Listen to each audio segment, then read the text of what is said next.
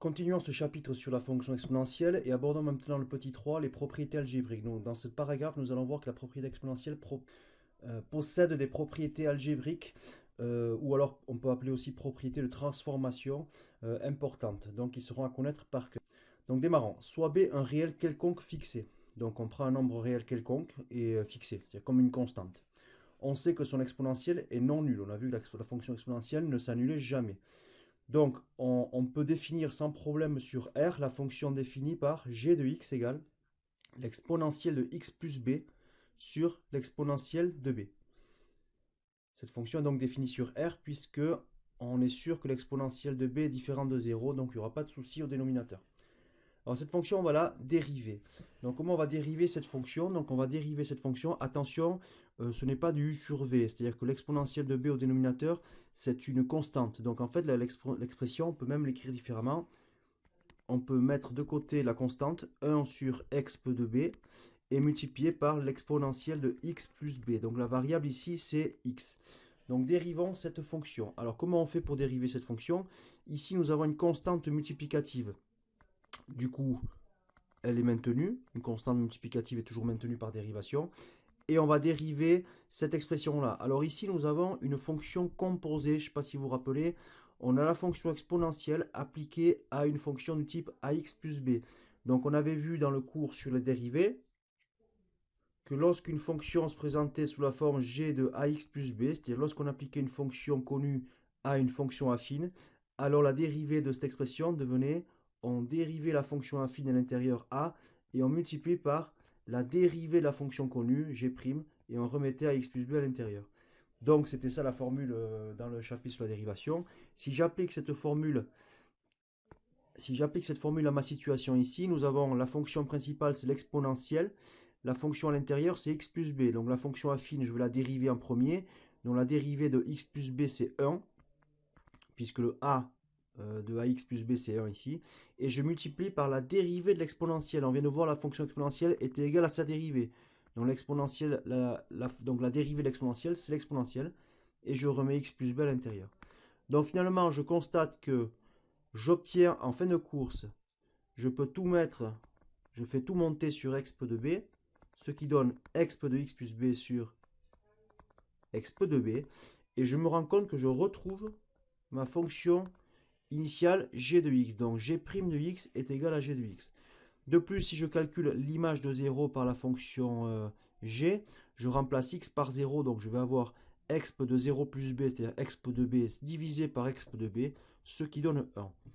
Donc nous avons ici une fonction g qui a deux propriétés qui disent qu'elle est égale à sa dérivée, g' égale g, et l'image de 0 est égale à 1. Or, un peu plus haut dans la définition de la fonction exponentielle, nous avions vu que la fonction exponentielle, c'était l'unique fonction qui possédait ces deux propriétés-là. Donc finalement, la fonction g qui possède aussi ces deux propriétés ne peut être que la fonction exponentielle. Donc la fonction g, c'est la fonction exponentielle. Du coup, g de x est égal à exp de x. Du coup, ça signifie que si je remplace g de x par l'expression définie au départ, exp de x plus b et sur exp de b est égal à exp de x. Et du coup, cette relation, si je la transforme en isolant exp de x plus b, je vais donc avoir l'exp de x plus b est égal à exp de x multiplié par exp de b.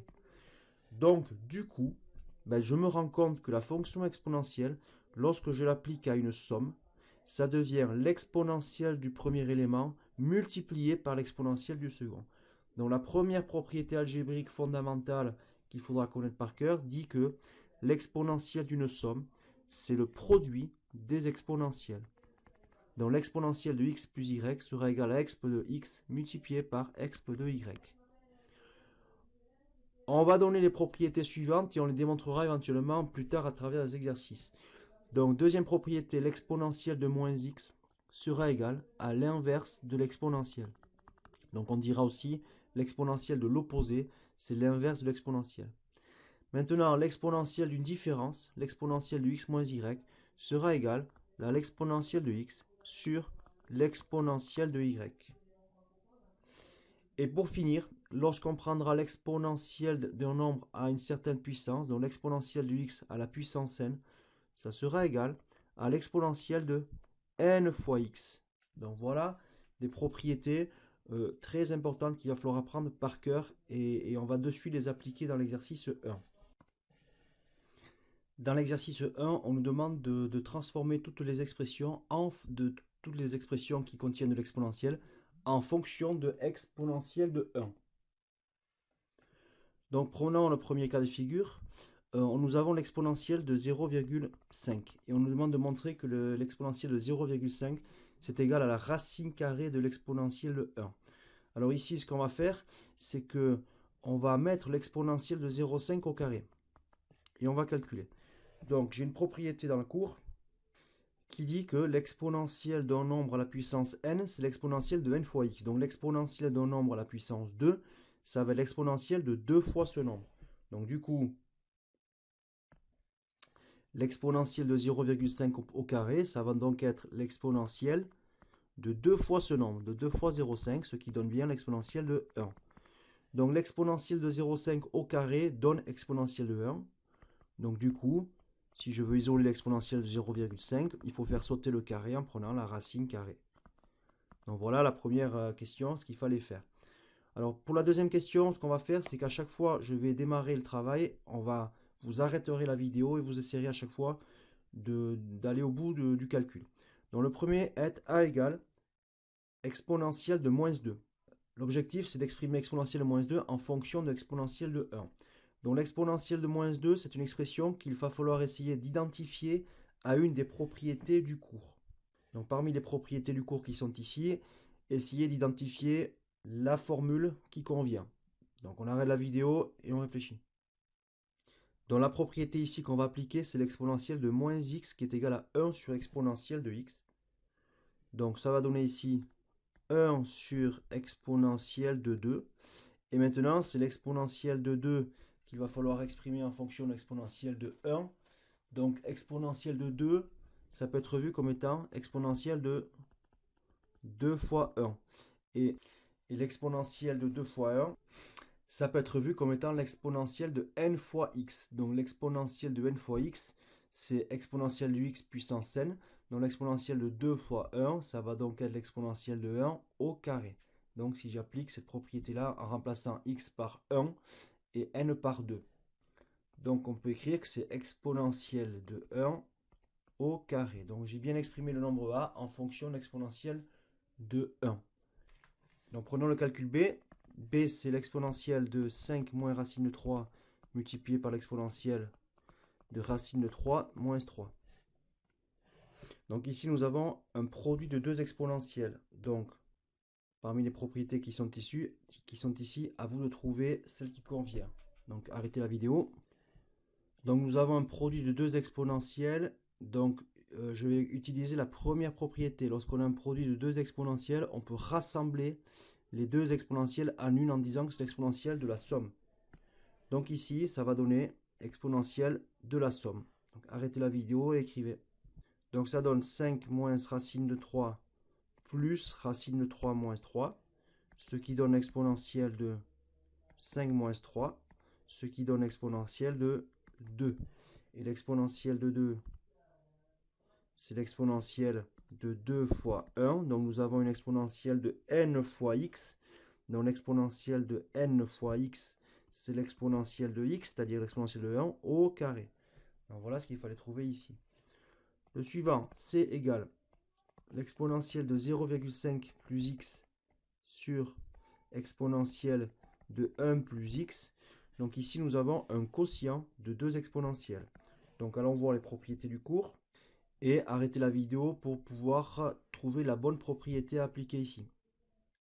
Alors la bonne propriété appliquée ici est la troisième. Nous avons un quotient de deux exponentielles. Donc un quotient de deux exponentielles pourrait être réuni en une seule exponentielle, l'exponentielle de la différence entre l'élément qui était en haut moins l'élément du bas. Donc ça va donner quoi ici? Ça va donner l'exponentielle, une seule exponentielle. Du coup, je prends l'élément du haut moins l'élément du bas. Allez-y. Donc ça donne 0,5 plus x moins l'élément du bas, puisqu'on soustrait tout un groupe, on change le signe de chaque élément, donc moins 1 moins x, ce qui donne c égale l'exponentielle de moins 0,5, les x s'éliminent. Donc l'exponentielle de moins 0,5, il va falloir transformer ça. À vous d'utiliser la bonne propriété, vous arrêtez la vidéo, vous cherchez. Donc la bonne propriété appliquée ici est la seconde, puisque nous avons l'exponentielle de l'opposé d'un nombre. Donc l'exponentielle de l'opposé d'un nombre, c'est l'inverse de l'exponentielle. Donc du coup ici, l'exponentielle de l'opposé de 0,5, ça va être l'inverse de l'exponentielle de 0,5. Donc on avait vu que l'exponentielle de 0,5 dans la première question, c'était la racine carrée de l'exponentielle de 1. Donc du coup, exponentielle de 0,5, je remplace par racine carrée de l'exponentielle de 1, et donc j'ai bien exprimé en fonction de l'exponentielle de 1. J'ai répondu à la question. Je vous laisse maintenant terminer tout seul le d, c'est-à-dire l'exponentielle de 6 fois l'exponentielle de 4 sur l'exponentielle de 3 au cube. Donc vous arrêtez la vidéo et vous prenez un petit moment pour faire ce travail-là, et on va corriger ça de suite. Donc ici, pour simplifier cette écriture, nous avons au numérateur un produit de deux exponentielles. Donc nous avons vu que ça donnait l'exponentielle de la somme. Donc je réunis ces deux exponentielles en une seule exponentielle. Je fais la somme des éléments qui étaient dans les exponentielles 6 plus 4. Au dénominateur, j'ai l'exponentielle d'un nombre puissance quelque chose. Donc l'exponentielle d'un nombre puissance quelque chose, ça veut l'exponentielle de la puissance fois le nombre. Donc c'était la propriété, la dernière propriété, la propriété 4. Donc du coup, ça va donner l'exponentielle de 10 sur l'exponentielle de 9. Et nous avons ici un quotient de deux exponentielles. Donc nous allons appliquer la troisième propriété qui dit que on peut transformer en une seule exponentielle en faisant la différence de l'élément du haut moins l'élément du bas. Donc ça donne l'exponentielle de 1 à la fin. Donc voilà des petits calculs où on vous demandait d'appliquer les propriétés de transformation de l'exponentielle, propriétés qu'il faudra apprendre par cœur.